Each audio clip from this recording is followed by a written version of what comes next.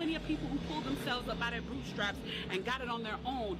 Why can't they do that? Let me explain to you something about economics in America. And I'm so glad that as a child, I got an opportunity to spend time at Push where they taught me this, is that we must never forget that economics was the reason that to this country.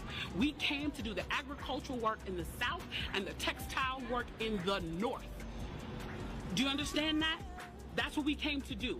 We came to do the agricultural work in the South and the textile work in the North. Now, if I right now decided that I wanted to play Monopoly with you, and for 400 rounds of playing Monopoly, I didn't allow you to have any money, I didn't allow you to have anything on the board, I didn't allow for you to have anything.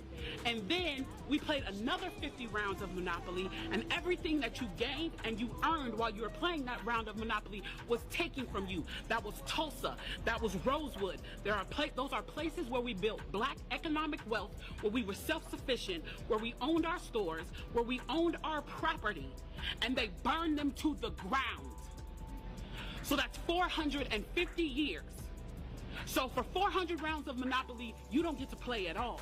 Not only do you not get to play, you have to play on the behalf of the person that you're playing against. You have to play and make money and earn wealth for them, and then you have to turn it over to them. So then for 50 years, you finally get a little bit and you're allowed to play. And every time that they don't like the way that you're playing, or that you're catching up, or that you're doing something to be self-sufficient, they burn your game. They burn your cards. They burn your Monopoly money.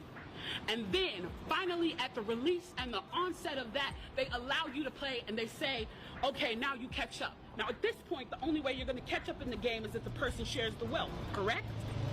But what if every time you share the wealth, then there's psychological warfare against you to say, oh, you're an equal opportunity hire. So if I played 400 rounds of Monopoly with you and I had to play and give you every dime that I made, and then for 50 years, every time that I played, if you didn't like what I did, you got to burn it like they did in Tulsa and like they did in Rosewood, how can you win?